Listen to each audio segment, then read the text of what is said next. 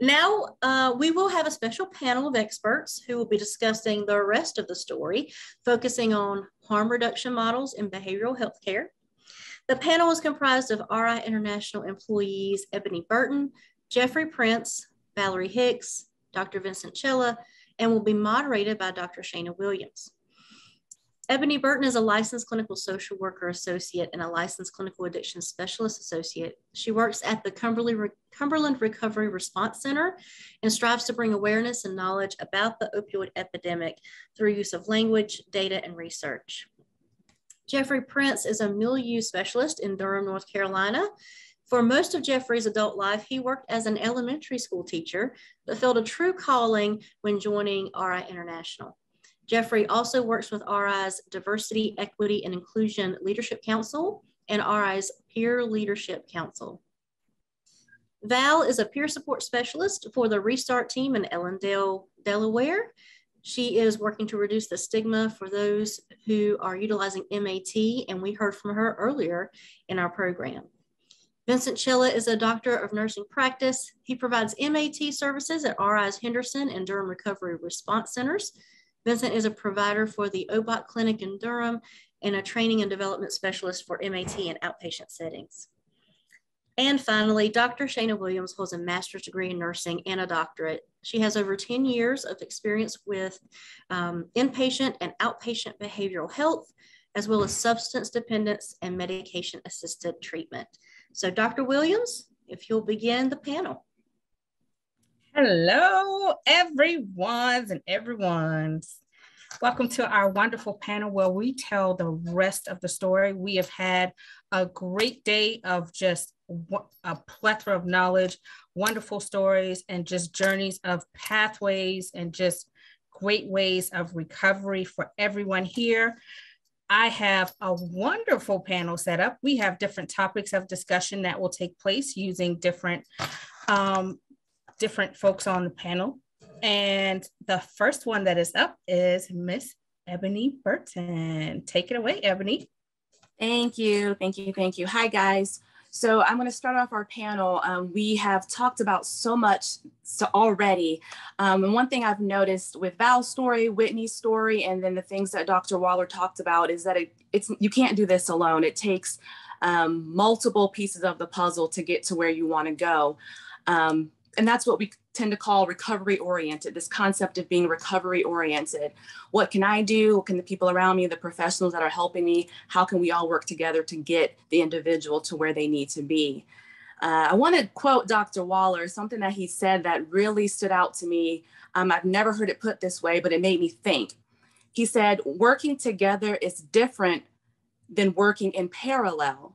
And so that made me question, how often do I think I'm being recovery oriented, but really I'm just doing my own thing while the community partner or even the guest is kind of doing their own thing, but we're just hoping for that same outcome. And so I want to kind of pose a question to our panel. Hearing that quote, working together is different than working in parallel. How would you describe recovery oriented, the concept of being recovery oriented?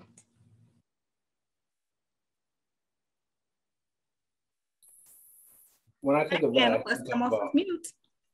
I think of how important it is to have a therapeutic alliance and a therapeutic relationship within care. A lot of people have touched on this today, but I would just like to echo that in the sense that, and I always tell our guests at RI, and especially our guests in the OBOT clinic, we are the specialists on like the medicine and the chemistry and stuff like that, but y'all, like the guest is the specialist on them. These are unique individuals that exist within their own universe and their own capacity within the world. We could never try to comprehend their full story and really like tell them. It's more of like, y'all are the experts on you. We're the experts on treatment. How do we work together? How do we create a plan? I always tell them, you're in the driver's seat. I'm just a navigator. You tell me where we're going and how we get there, and I'm going to tell you the safest and best way to get there. So that's what I think about when you say in collaboration and not in parallel. So it's a teamwork, it's give and take. It's not doctor-patient, it's teammates. It's me and the guest, it's me and the clinician. And I oftentimes like to run my medication management appointments with the clinician, their therapist, and the guest at the same time, so that the three of us are having input and output all together at the same time. That's what I think. Awesome. Thanks, Dr. Vincent. And if I can add to also what Vincent was saying, we look at the RI way. We talk about collaborating on a plan. That's in all of the manuals, that's in the teachable formats that they give us and all of that. So collaborating on the plan, sitting there, actually asking them, what do they see is best fit for them? What stands out to them? Where do they see themselves? Not so much hurling our suggestions and what we think they should be doing that or what we think is best for them. It's not effective in any capacity whatsoever. So. Right, I completely agree. I saw someone put it in the chat, and something I find myself saying a lot when I'm sitting with a guest doing an assessment or just having some one-on-one time with them is I explain to them, you are the expert of self. I may know this and that about substance use and mental health, but I don't know you, and I'll never know you the way that you know you. So you tell me what you need, and I'm just going to serve as that catalyst to get you there, a part of the puzzle. So building on people's strengths and their resiliency and whatever their chosen pathway to recovery may be. I want to kind of ask too, what do you think the role of the community is? The community plays a huge role in being recovery oriented because the community, the people that we live with, our citizens, Americans, whoever it is in whatever country, we are the ones that make the laws, and we're the ones that advocate for certain laws to be in place. So what role do you think the community has in recovery-oriented care? I think the biggest role that a community should play is in understanding what addiction truly is and what an addict needs to help them. Instead of punishing an addict, help an addict. And unfortunately, that hasn't really happened yet. But I think that would be one of the biggest things the community could do is support those who want help and do what you can to make that possible. Right. I wonder, Val, if you could answer this question, someone with lived experience, and me coming from someone who doesn't have lived experience with substance use, but works as a clinician and is a member of the community. What I tend to hear is people feel as though that people who use substances, use drugs, these things that we know are necessary things for life, housing, food, access to care, those are rewards for becoming sober, quote unquote sober, when in actuality, those are things that are required to meet the goal of sobriety or abstinence from illicit substances. So what would you say if someone said, well, I can't give that person housing because they use drugs and they're going to use drugs in my house? What would be your response? Well, my response would probably be, if you don't give them that, then they're going to end up dying because they're going to have no reason to stop. And that's one of my biggest things. I think that there does need to be attention paid to what somebody going into recovery truly needs. I was just talking about this with some of my friends the other day. I think that there should be a standard in every state that somebody who is going into recovery has so long to get assistance from the state to truly get back on their feet.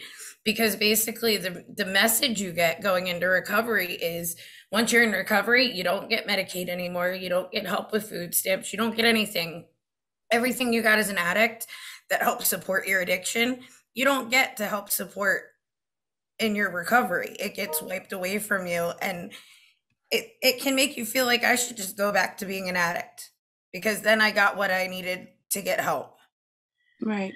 So I think that that's something that needs to be paid attention to, is that there are things that are required for people to be able to be successful, and they need that little bit of help to be successful in their recovery. Right, right. And I don't want to monopolize the panel. Does anyone else have anything to add before I move on to a different point? No? Okay. Well, I saw Joy mention in the chat social determinants of health. And what I find funny is the same social determinants of health that kind of lead into what we call addiction. What Dr. Waller talked about trauma. Trauma can definitely lead to addiction. Poor access to healthcare, poor access to resources that teach and provide prevention for substance use tend to be the things that are also the things that keep people from recovering. I don't have access to healthcare. No one's teaching me on what I should or shouldn't be doing. And I think, again, this goes back to the community. If we're able to reach the community, we're able to reach our legislative government officials and really change the perspective of what it means to be recovery oriented. It's not an individual's responsibility to recover all on their own. Let's see, I got about 5 minutes left, so let me move on. And I think this moves on to holistic care. I want to hear someone's thoughts, maybe Jeff or Miss Shana, Dr. Shana. What does it mean to be holistic?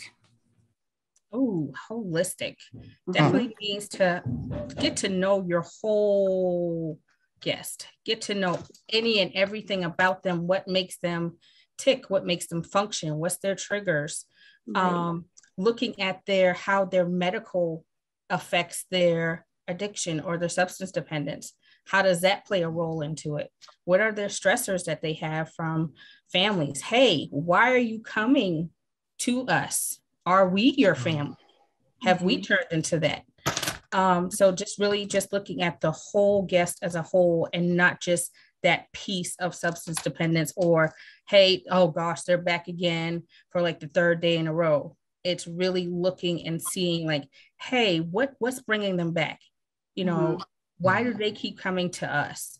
And looking at them as a whole person and not just a piece.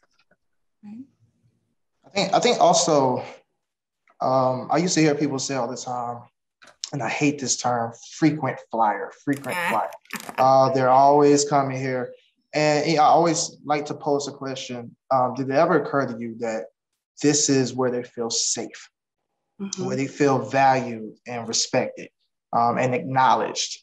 Did it ever occur to you that when you're speaking with them, that they have been holding in a story that actually brings context to their situation, what's been going on? Did it ever occur to you why that is? And once you get to know them deeply and you get to know the context, there's no room for assumption. There's no room for bias approaches or anything like that. You actually can have a conversation and realize, hey, we're alike. Me and this person, we are peers. We're alike. I've learned that addiction has no bias whatsoever.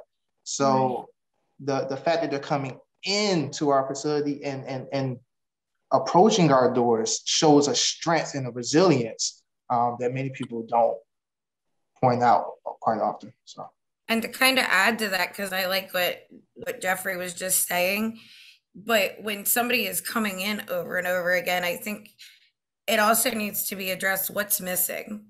What haven't they gotten that they're needing to help them be successful?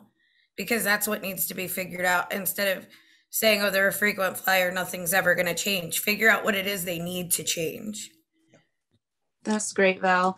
And I think when we think about being holistic, we have to understand that holistic and integrated services for continued health and wellness is really based on an individual's personal measure of what it means to be well. And I think when we think about MAT, and hopefully after this summit, you will, if your perspective was one way about MAT, it's changed for the better and you're open to it. Wellness is different for everyone. Someone who is utilizing MAT for recovery, they are well because that is how they measure wellness. Other people who choose abstinence, okay, they are well because that's how they have defined wellness for them. And we can add that into their holistic care. Language as well. I saw someone mention language in the chat. Language can be sometimes what makes or breaks you. If I come in and I don't feel like I can trust you, like Jeff said, because of your language, why would I want to share with you? How does that provide me a measure of hope to believe that you will support me and walk alongside me? So yeah. Ebony, we thank you so very, very much for talking about the holistic model and the recovery-oriented concept and interactions. But you did segue into our next point with Dr. Vincent, which he is going to tell us a piece of the story, which is the part of the rest of the story about MAT, the approach to MAT from a provider standpoint, as well as a nursing standpoint.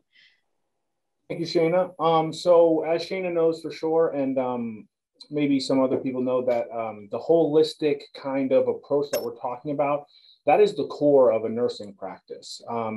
Nursing has always philosophically tried to separate itself from the medical model in the sense of that it's a holistic approach. So the medical model historically has kind of operated in more of a Newtonian sense of like the sense that all things have an action and a reaction. And in order to get the reaction we need to take an action. The way we do things at RI reflects the way that we treat MAT at RI within our OBOT clinics. We don't focus on doing things to our guests or things for our guests. We focus on creating a recovery environment. How can we create an environment that will allow someone to seek and discover and establish their own potential, their own highest self? Because at the end of the day, it's not our journey. It's nothing for us to do to them. We are just there to support them. So how do we help them reach their own potential? How do we help them discover who it is that they want to be and how it is that they want to get there? I think that has a lot to do with perspective. And I think it's funny that you guys brought up language, because that's something I wanted to touch on too. It's not just the language we use with guests or that we use with each other. It's our own self-speak language. We all talk to ourselves in our own mind. We all have conversations with ourselves. What kind of language are we using with ourselves? How do we talk to ourselves about recovery? How do we talk to ourselves about treatment as providers? I'm not talking about as guests, as peers. I'm talking about as the people who are providing these services. How do we speak in our own internal environments about recovery? Because that's going to be an insight as to how you feel about recovery. And that is then going to be projected out as your light onto other people and how you treat them. So how do we create an environment that is in the service of, like I said, allowing someone to reach their potential? Recovery language is a big thing. I know that I try to speak to our guests in a way that one of my philosophies is there's no difference in kind, there's only difference in degree. We all have the capacity to engage in manicure in different aspects of our human nature, good, bad, ugly, or the otherwise. We all have the capacity to be addicted to something. We all have the capacity to not be able to control our emotions, not be able to control our behavior, have to rely on a substance to feel a certain way. I have to rely on caffeine every single day to feel and perform a certain way. What's the difference? Is that there's no stigma attached to it. And that's another thing that I really love that Dr. Waller brought up earlier, was that we need to look at behavior. It's behavior, but in treating someone holistically and reciprocally, we have to also analyze our own behavior. How are we acting? Are we creating an environment that supports recovery? And are we in the right place in our spirit when we come to someone to genuinely be providing them the kind of care that creates an environment? So we really have to check ourselves as providers in order to be able to provide the appropriate kind of care that RI focuses itself on. And that's something that I try to focus on every day. And I would love to open it up to the floor. The rest of you who are all clinicians, I'm looking at all the letters here. We got a lot of clinicians here. Like, what do you guys think about that? How do you try to get your mind and your spirit right when it's time to make sure that you can come at someone with genuineness? Because they will know they are not different from us. They are, like I said, they're not different in kind from us. It's only a degree. So how do we come at somebody genuine? And how do you guys make sure that you do that on a regular basis? Man, I always go back to my why. Why did I develop my reason for getting into this field? Why did I decide to become a practitioner? Why did I decide to go into mental health? Why did I decide to go into substances, and really just hone in on that on my roughest days? Because, it is, we have to change somebody said it, we have to change our internal narrative and really remind ourselves that I got into this because I really want someone's life to be different. I want to change somebody's life. I want to make sure that they have the life that they desire to have. And again, they're coming to us because we essentially have become their family. I mean, I've seen it time and time again, and so has Dr. Vincent, and so has Ebony. We've seen it time and time again when people come in, they're like, yo, hey, we here. How y'all doing? how's such and such? Where you been? You weren't here the last time I was here. and you know, so guys, check into your why. And anybody else? I can tell you guys from my perspective, you can definitely tell as somebody going in when you all are genuinely there to help and when you're just putting on that face. Yeah. And like you said, Vincent, what we think becomes our actions. If I think you're not worthy of my care, if I think in my head is all you are is a drug seeking addict, that's who I'm going to treat you. If I see you as like you said, you're just like me, I'm just as acceptable to substance use as you are, just for some reason, you know, with a lot of us, that one time I tried it in college, it didn't do whatever it did to your brain. You know, I'm just as susceptible. And if I can treat you as a whole person, a person who is worthy of care, a person who is here for something that they need, it will play out that way. But I have to think those things first. I have to have that unconditional positive regard, or as Dr. Waller put it, unfailingly positive, respecting others regardless of what the issue is. Yeah. And I also would like to point out that one of the focuses that we take at RI is, the proof is that we do holistic approach, because we don't just give them medication, right? We are doing the things that Shana said. We're doing the things that Ebony are talking about. We're creating connections. We are creating safe environments. We are creating relationships. It goes beyond a simple medication management appointment. That's not enough. I try to compare it all the time to a seedling. You can give a seedling just water, it's gonna die. You can give it just soil, it's gonna die. You can give it just sunlight, it's gonna die. You have to give it all the things it needs to reach its full potential. I, as one man who sees you for medication management, will not ever have the power to give you all the things you need to survive. That's collaborative care. That's treatment. That's what we do here at RI. I can, like someone else was talking about, like, today's not my day to treat you. I need Ebony to step in and treat you. You know what I mean? Today's not my day. Like, whatever it is, like, that's how we come together and provide an environment that allows people to reach their full potential and really find their own path to recovery. That's what I really love about the way we do things here. Susan, who's kind of the program director of our OBOT in Durham, she is so adamant about therapy all the time because she knows how important it is, because she knows that just medicine is not enough, because we're not just treating the chemical imbalance in the brain. We are creating, we're trying to treat other areas where they feel they're lacking. Because if it was as simple as taking a medication to change the chemistry in your brain, it would be a one and done. We'd be good to go. It's not that simple. It's not that simple. And I think we really focus on and I love that. I don't know who said it first. I'm not going to take credit for it, but I heard someone else say it. I love at RI that our secret sauce is peer power. That is our secret sauce. I love it so much because it's true. It's true. Like that's something like you can't get that everywhere else. It's a secret ingredient. We're not going to tell you all what it is, but we actually do tell everyone what it is. But like, it just works for us.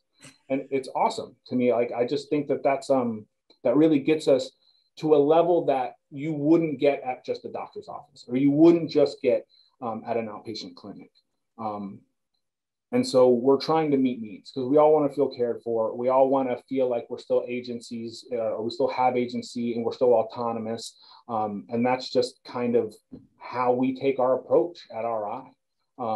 And that's, I think, is what's been allowed us to be so successful so far. I'm not sure if y'all had anything to add to that. I feel like it wasn't very open-ended, but. No, we appreciate it, Dr. Vincent, and we appreciate you very, very much for providing us with that environment of MAT, the approach to MAT, changing that language, internalizing things. So we're going to take it to the next level, guys, so we have time for questions. And that is diversity with treatment and induction. And Jeff Prince is going to take that away along with Val. And guys, take it away. All right, so I work as a milieu here in Durham, and that means I get to see who comes to our door. I get to do peer recovery coaching. I get to assist the coaches with what they're doing. I get to sit down and just hang out with our guests. I hear stories. I share my story. and what I've overcome, and also family dynamics. One thing that I learned being in Durham, which our facility is like located in a primarily Black community, okay? And it's in a community where a lot of disparity is happening. And when I initially started working, you know, the stigma that I heard growing up in Philadelphia was that, oh, if you're in a Black neighborhood, all you're going to get in those type of places are going to be Black people on drugs, Black crack addicts, heroin addicts. They're all going to be. And I learned that it's hitting everyone. It's not just one race or one group of people. It's like I said, has no bias. And with us being in Durham, which I think we have the advantage and where we're located, is that we're doing work in the community that's going to start catching the attention of our political leaders in our communities, and more health facilities are going to be creating more relationships with resources and other places, and also educating them on what MAT is and what we actually do at our facilities for mental health and substance abuse addiction. So I see it all. And Valerie, I know you work where you are at, and do you want to share a little bit more? Yeah, I can tell you from actually being in a clinic, it is a very diverse group of people. You do not see more of one race or one culture, more men or women. It's mixed, and it's just about down the middle with everybody. And that's something that I think it's becoming more known, is that it does not discriminate. Addiction, mental health, there's no discrimination when it comes to that it doesn't know a color, it doesn't know man, woman. It hits the rich, it hits the poor, and that like Jeffrey said, it's coming to the forefront now because it is becoming to where it's hitting these bigger people's families personally, and they're starting to see it. But the diversity it's vast. There is not one group that you will see more in a clinic or getting their drugs or anything else. It's going to depend on the majority in the area, but as a whole, it hits every community the same. I love the fact that we have the no wrong door policy, that there is no stopping someone at the door or already off the rip telling them criteria or anything like that. There's none of that when it comes to the door. So there's access, equal access. And I think that's what needs to be something that's spread across the nation, is equal access to this type of care. Hopefully one day we get to it. And I think that's the great thing that I loved when I joined RI, was just the no wrong door. It was like total access to care, no matter who you are, no matter what you look like, no matter who your family is. You know, everybody knows us in our area, and they know the care that we provide. Like even some of the guests know, like, hey, I know I was here like 2 hours ago. I'm back. We're like, come on in. And so guys, kind of talk about the diversity a little bit. Like, what does that look like for you guys at our different sites? I can tell you from even being out in the field in an outpatient setting, it doesn't matter a lot where I am, who I'm talking to. If I'm trying to explain to somebody where I work and what we do, I always get, oh, it's that place in Ellendale, that brick building. Like, everybody knows us and they know what you can come there for, and they know somebody that's been there. So it's very well known, and people know they can come to us. And if they haven't been to us, they know somebody that's been to us, or they know somebody that knows somebody that's been to us. And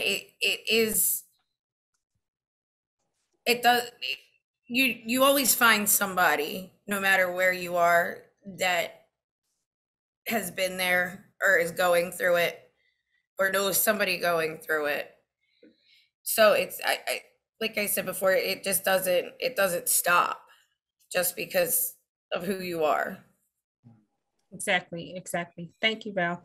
Now, Jeff and Val, I do have one kind of question to kind of start some of our, unless you guys had any more points, I just wanted to kind of start our question and answer period off, because I really want Jeff to kind of share this particular experience that he's had. And I just really want everybody to hear it, because I think it builds up to what we're exactly talking about on this panel, which is the rest of the story.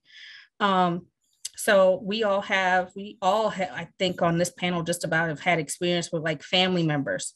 So as family members, what has been your experience with substance dependence?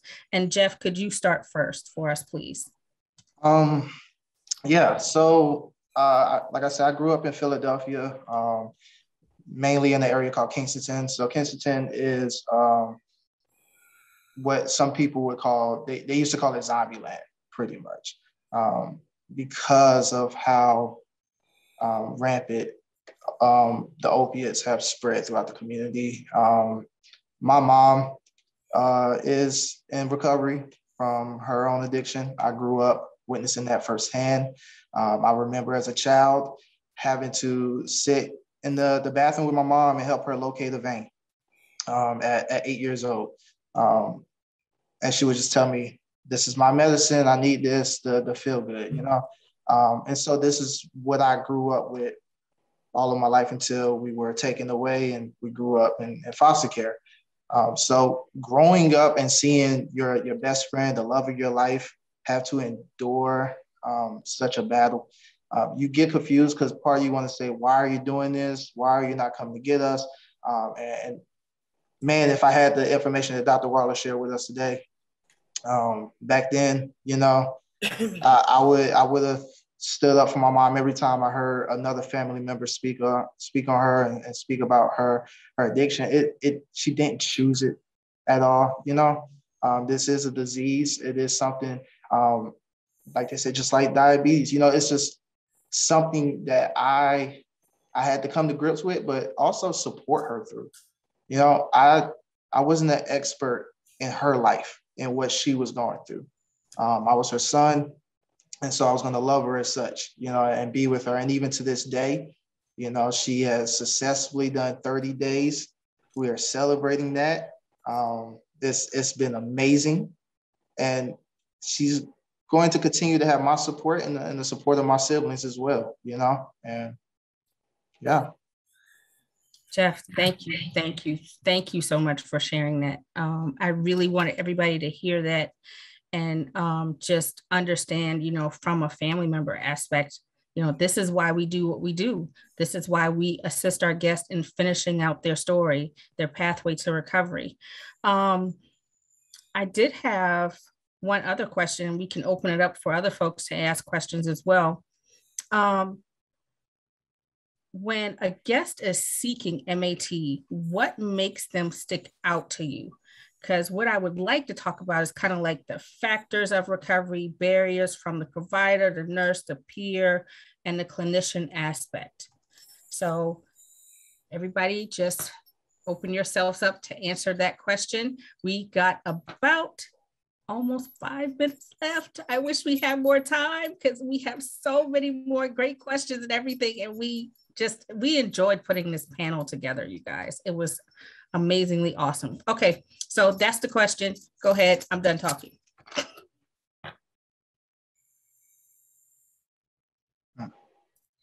So I can tell you, okay, I'll give you my perspective of what sticks out as a peer to me when I go to help somebody is how hard they're willing to work.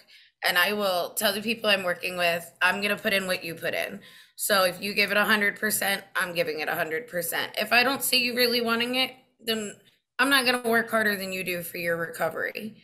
So I think that's one of the first things that I try to determine when I meet a new participant is how bad do they really want this? Like, do they really want this help? Are they really ready to do this? Or is this just, do I need to kind of guide them a little bit and expect to see them again? All right, Dr. Vincent. It's hard for me to say because, like Dr. Waller said, like I don't know. I've never been on that side.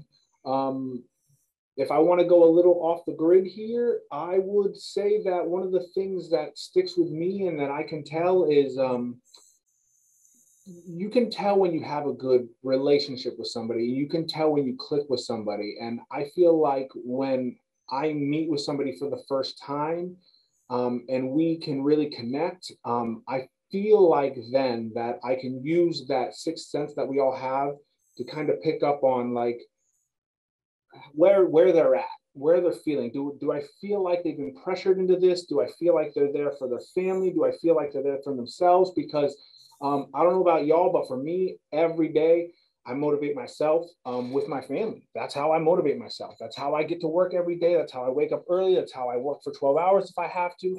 I just think about why I'm doing it. So if someone comes to me and they tell me that, and they talk to me about the reasons, whether it's for their children or for their love, like their partner in life, whatever it is, that goes a long way with me because whether you're spiritual or not, I feel like you have to try and be connected to something bigger than yourself. Because if it was just about us, we would all give in to our infantile narcissism and we would just do whatever felt good all the time. And that's all we would do. So that's something I look for. And that's a green flag to me. I don't know if that's a thing people say. It's not a red flag. Green flag. That's Vincentism. That's spot on, Vincent, because I personally, when I was going through my struggles, my kids were some of the only people that never gave up on me.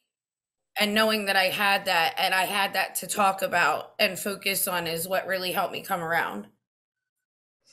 Ebony, anything? We got about 3 minutes.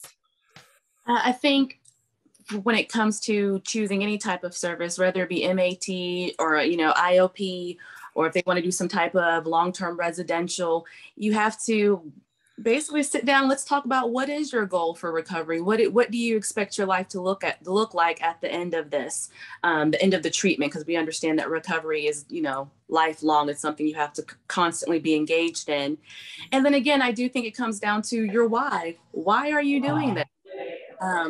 As soon as someone comes into our facility and they tell me, oh, I'm here because my mom said I have to be here, I'm already kind of thinking to myself, okay, I'm going to get through this assessment, but I'm thinking the next hour or two, you're probably going to go ahead and leave us. And typically that is what happens because recovery has to be person driven. It has to be driven by this innate sense of, I do want to see what's on the other side of this.